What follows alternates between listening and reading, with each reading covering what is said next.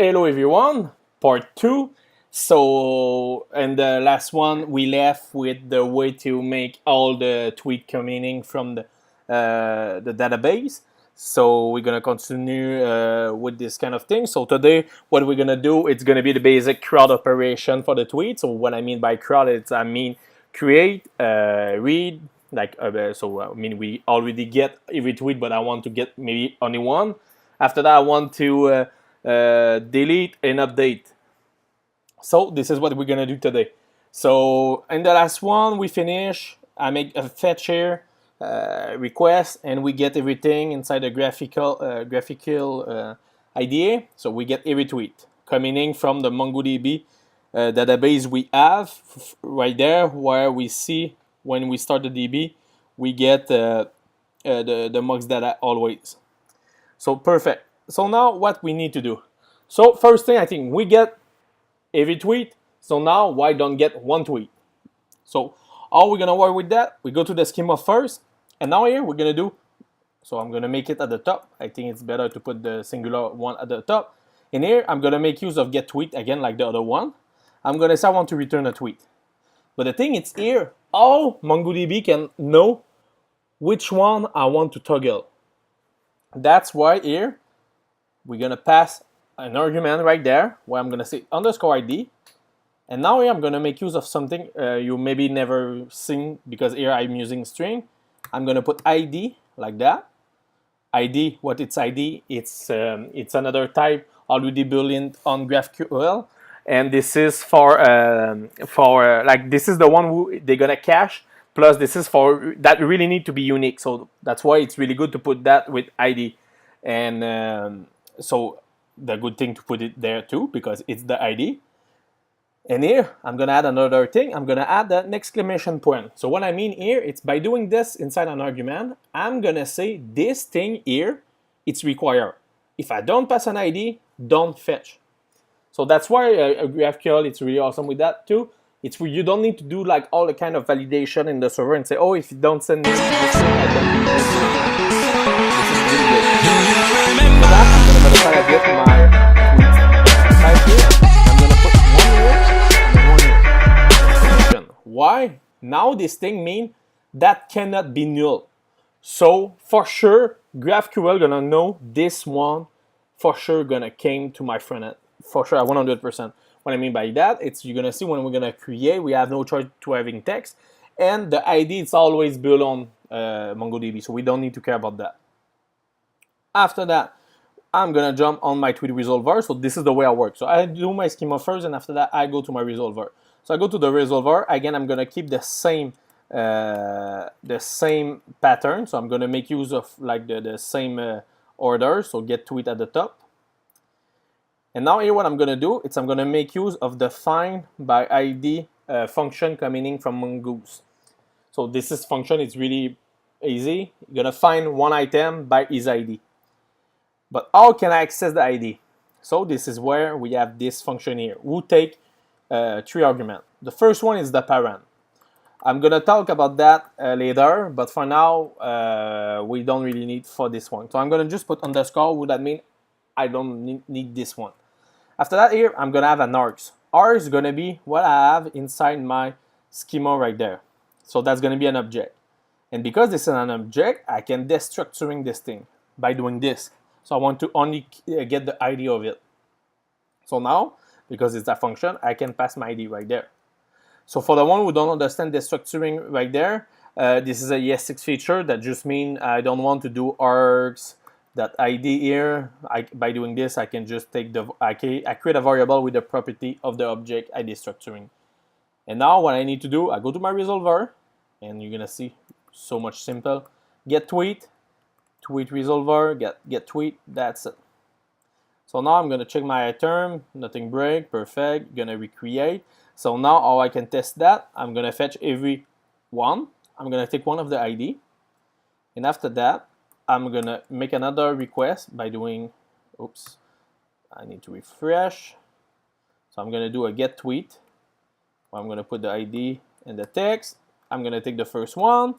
After that, I'm gonna make another get tweet, but now I'm gonna take the ID. As you can see, GraphQL is awesome. He already gonna autocomplete for you. I click the ID here, and now I'm gonna pass the ID right there, and now I want to get maybe its text and its ID, and now if I fetch that, boom, that's it, we have it already working. Perfect. This is what we want. I mean, we asked for one tweet, they gave us a one tweet. That's it. This is what I want. So now when you check in your docs and you check in your query right there, you know, get tweet gonna give me a list of tweets, and get tweet here gonna need an ID and gonna return me only one tweet where I have an ID and a text who is accessible. Perfect. We have made another step. Perfect. So now what we can do? So now we can get tweet, but now why not create one? It's gonna be pretty easy too. So what we can do for that? It's now we're gonna need to make a mutation. So what I mean by mutation? So I'm gonna just type the name first thing, mutation. So think about query for the one coming from the REST convention. Query, it's all about like getting information. So think about query like it's all about get, and mutation finally gonna be all about like everything else. So that's gonna be you put, you patch, you update, you delete, whatever. So when you want to change data, it's a mutation. So here I'm gonna say create tweet, and I'm gonna pass an argument again, and that's gonna return a tweet because this is what we create. And now here I'm not gonna pass an ID here like I do there. Why? Because the ID is already built on MongoDB. So here what I'm gonna say is I want to put the text, and that's gonna be a string, and this is required. So if you don't put a text here, I don't push the query language don't gonna accept nothing.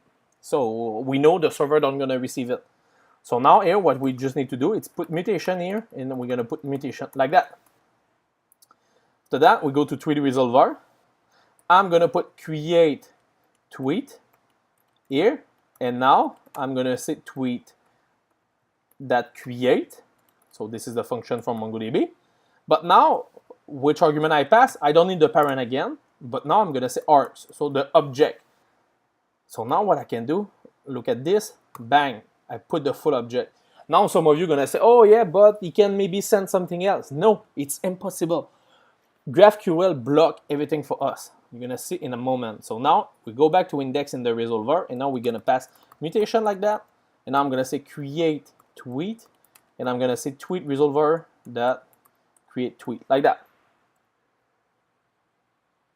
So now I'm gonna refresh this thing. I'm gonna open my docs. Now I get my mutation and I get my tweet. So now maybe you don't trust me on some stuff. So here I'm gonna say mutation. So this is how you do a mutation. A query, you can just open bracket, or you can give it a variable if you want, but mutation, you don't have other choice. Here I'm gonna say create tweet. So if I send create tweet like that, and I know that's gonna give me back a text and like that, now I get an error, and I say expect name found like ID, like expect a name. So finally they just say finally we missed something. So here I'm gonna just say text now, and I'm gonna say hello world, and now if I type, boom. Yes, but do that really safe. I mean, yes, I see you have an ID and a text, but man, that looks too much easy to make it work. I'm gonna go to my tweet right there, and now I open that hello world. Maybe you're gonna think I've made that before. So I'm gonna make all that. I'm gonna fetch like this. Gonna comment error. I have another one. Boom. Hello world. Yes, that was easy like that.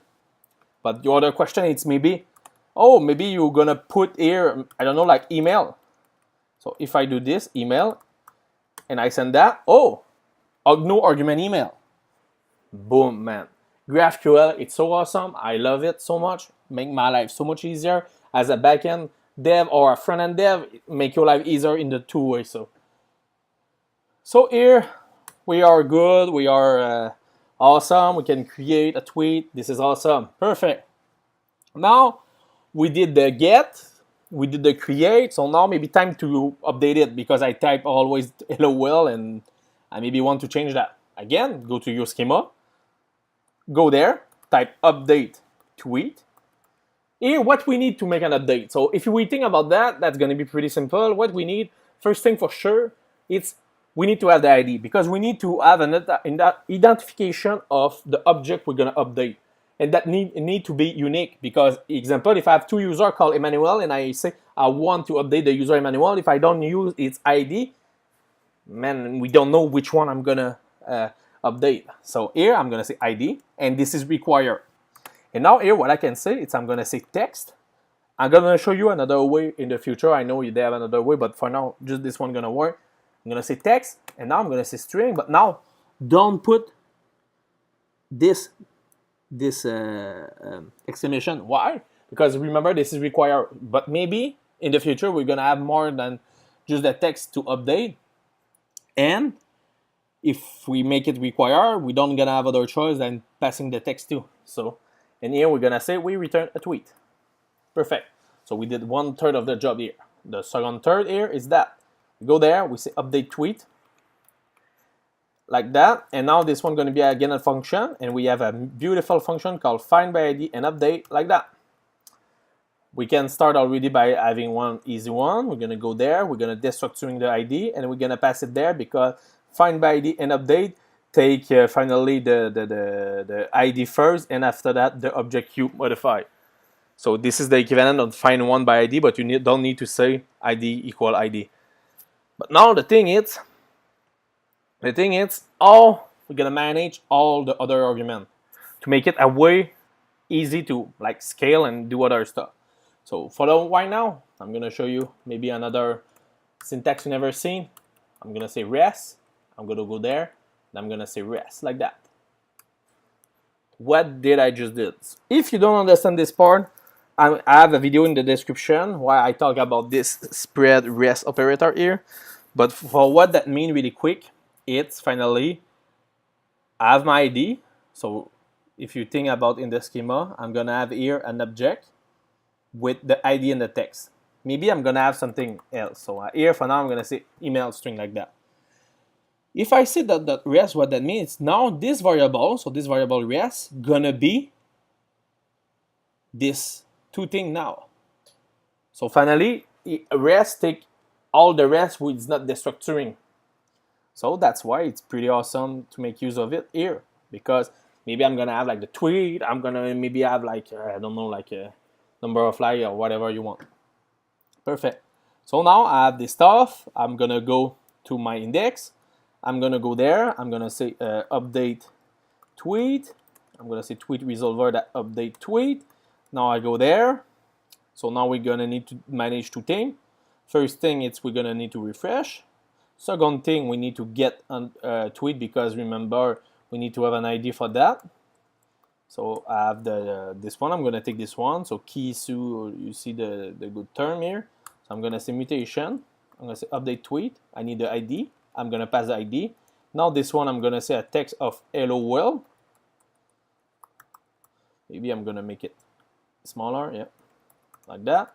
Now here I want to get the ID and I want to get the text. Boom. What just happening here? It's not working. What just happened? Why? I really don't understand. But now if I click again, oh, what the? You see, if I click now, I get again hello world. Now I get. Why did that happen in two things? I'm gonna show you one thing. I'm gonna say now if we go to the DB, so I'm gonna refresh. Here, yeah, so that's gonna be the first one. Here we get hello world. I'm gonna do a change here. I'm gonna say hello my awesome friend. I'm gonna send. I get again hello world. But look at what's happening here. If I refresh, right there, hello my awesome friend. So the update worked, but what did just happening here?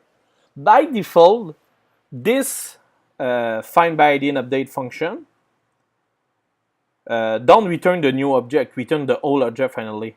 So the way to make it work like we want, because right now that's just crazy the way that make it, we just say that I want to receive the new object. So now I'm gonna need to refresh, and because of my mock running on every request, I'm gonna need to take another tweet. So I'm gonna say ID and text, like that. Perfect. So now you see corruptee, blah blah blah. So this is the one. Now I'm gonna go there. I'm gonna say mutation. I'm gonna say update tweet, pass the ID. Now I'm gonna say the famous hello world. But now, if everything is working, now I'm supposed to get my hello world back. Like that. Bang. Now that worked. So why I take this time to just show you that is because, man, I get stuck on this. Me too. So don't worry about that. We all get stuck. We all Google. Perfect. So now we did the create tweet. I think the last one gonna be the delete. Delete gonna be pretty simple, but in the same time gonna be the biggest resolver we're gonna make today. So here now, my delete. So first thing, we're gonna pass the ID. So we need a unique identification to know which one we delete, because we don't want to delete like a tweet who it's not the one we just click. But now what we're gonna return here? That's a good question, because the thing is, I cannot say return me a tweet because MongoDB don't exist anymore. So for me, I know this is maybe not the best way, but what I did is here, I came here, I say type status, oops, and I'm gonna say message, it's gonna be a string, like that, and this is never gonna be known. But now here, what I'm gonna do, finally, I want to return the status. So what I'm gonna do is I just want my front end to know what's happening, because if I don't, my front end maybe don't gonna understand what really happening when he delete. He don't know if that was good or not or whatever. So what I'm gonna do, it's now that's gonna be the good one. So please follow me with that, and I'm gonna talk about that right after. So here that's gonna be a delete tweet, but now we're gonna open a curly bracket because we're gonna have more action than just this one line. In this one now, we're gonna have the famous ID destructuring here. But now, how I want to manage that, it's first thing I want to make sure we have deleted the tweet, and after that I want to return a beautiful message. So how I'm gonna do this, it's I'm gonna make use of async right there. So that's gonna be a asynchronous action. And here what I'm gonna do is I'm gonna put that inside a try cat, because if I have an error, I want to throw the error. Here, what I'm going to do is I'm going to say await tweet that find by ID and remove, and I'm going to pass my ID on it. And if this one done, so remember await stop there, and when it's done, now that can go there. So what I'm going to do is I'm going to say return, and now I need to return an object with the message, because here inside the schema I say message right there. Now I'm going to say message, and I'm going to say delete success. Like that. Do that gonna work? We're gonna see it in a moment. So now we're gonna go to my index first, because I was almost forget. Delete tweet. Tweet resolver that delete tweet. Bang. So now if we go there, we need to do again two things. We need to get every stuff to make sure we have it. Or maybe we're gonna create one, so that's gonna be easier. So I'm gonna create one with the text of hello world. Remember that reset every time that setup. Okay, so now I have my hello world. I forget to put the ID, so I'm gonna just refetch it with my text. Now I need to go to the bottom. We're gonna figure it out this thing after that, because like here we have the lattice, the new one at the end. Perfect. I get my hello world right there. I'm gonna say mutation. I'm gonna say delete tweet. I'm gonna pass the ID. Like that, and now I want to return a message, because this is my status. Again, inside your docs, you can open mutation, delete status, delete tweet in status, and now if I send that and that work, delete success, yeah, but this is true or not? So now we go there, we get a get tweet, we go there, we say ID and text, bang, oh, looks like nothing is there. That's it, that worked. So that was the biggest resolver. So now we are good. So we made the CRUD. But now we have another kind of error. Like I told you, I create a new tweet. The tweet go to the bottom. And this is not what I want. I want the tweet to go to the top, because that's going to be easier for my front-end developer to have all the latest tweet. Because if we go to Twitter and you receive new tweet, the new tweet going to be at the top, because at the top you're never going to see some kind of tweet like 10 years old. It's always the new one. So how we manage that? It's going to be pretty simple. We're going to need to go to the schema, not schema, but the tweet schema. We're going to go there inside after the curly bracket. We're going to say comma, and we're gonna put a timestamp, and we're gonna say true. So by default, MongoDB don't have a timestamp. So you see here we don't have timestamp. But now if I refresh, because MongoDB remark again, remember, now I have access to update at, create at. So to date. So this date, or finally when we create and when we update. So we can make use of it when we get the tweet, every tweet right there, by doing that sort. We'll take an object where we say the thing we want to sort, create at, and I'm gonna say -1, so we're gonna let the latest one at the top. If you don't trust me, I'm gonna show you again. I'm gonna refresh. So here we get I get null. Why? What happening? Ogno operation named null.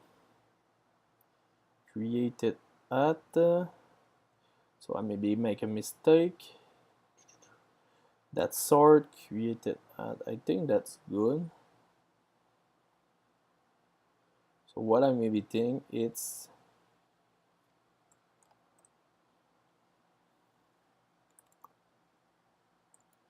like that. Yeah, so finally, sometimes you need to refresh more than just one time. So you see, now that work. Perfect, now I get all my tweet. Now I'm gonna create one. I'm gonna say mutation, create tweet, text, hello world. I want to return the text and the ID just for showing you. Perfect, it's create. So now, if all is working, when I get tweet, I'm supposed to get my latest one at the top. Bang! Right there. Hello world at the top. My front end, get it, map over every item and get the latest one at the top. This is perfect. This is what we want. That's going to be much more easy for us to work with pagination in the future. But now we have the update ad and create ad, but we don't have access to it in the front end. And what I really like is to give the most to my front end so we can make use of it. And we maybe gonna make use of create ad because we want to show the date of the creation of the tweet. So that's gonna be pretty simple. Now we're gonna go there and I'm gonna say create it at. I'm gonna say string. I'm gonna say update it at. It's gonna be a string. So now if I go there, and now I'm gonna refresh or remove everything after GraphQL. Now if that works, inside my query, I'm gonna get the tweet, and now I get create at and update at. We're gonna see if that works for real. I want to get the ID, text, create at, update at, bang, perfect. This is what we got. But now what happening? Inside my Rumble Mongo, here I have a date. But here, because of GraphQL, we say this is a string. We got like he parsed this as a string. So that become like this. I mean, this is okay. You can put it inside an object in JavaScript, like a new date, and make it use of like Moment.js or something like that. Make your life easier to get this stuff working. But what we can do, so that's going to be a good thing to show. It's here inside, oh, maybe this, not this one. I think that was in the, yeah, this one. You have a schema and type. And here, if we search with date, you're going to say, here you can specify custom scalar type. So here, example, we can scalar at date type. So why don't do this? So what we need to do, because think about that, like it's all type we create, and here string ID and everything, it's type created by GraphQL by default. So here what I'm gonna do is I'm gonna say here at the top, scalar date. But how can I say scalar date gonna be a date? It's gonna be easy. Someone have already make it for us. We add GraphQL date, like that. So this GraphQL date, it's finally someone have built a library who are finally gonna serialize the date and keep it as a date and not put it as a string because we don't have access to a date type in GraphQL. So we're gonna go inside the index resolver, and here at the top, I'm gonna import GraphQL date from GraphQL date, like that. And now here what I'm gonna say, I'm gonna say date equal GraphQL date. By doing this, when GraphQL see the type date, it's gonna try to find it inside my main type def. So you see, like when we fetch this thing, it's coming as a resolver, but we have the type def coming in there. And now you're gonna take this date. So just for testing that, what I'm gonna do, I'm gonna go back to localhost graphical, and now if I fetch all my date, look what's gonna happen. Create at. Looks like it didn't work. Oh yeah, because I didn't put date, so the date coming from here. And now, if we refresh the stuff here, get tweet ID and just create at and update that example. Boom. As you can see now, they stay as the date and not becoming the string JSON format of the date. So, I mean, I hope you learn a bit here. I mean, yes, it's not, again, we don't have built, again, the mobile stuff, but this is the way we manage it. We go one step at a time. The next one, now we're gonna create the user authentication system in the backend. And so that's gonna be a good one. I hope you're gonna have a good sleep before this one. So please like, share it if you think that can be good for someone else. And again, I'm gonna push it to my repo, who is inside my description. So I hope you enjoy, and we talk later. Have a good night. Bye.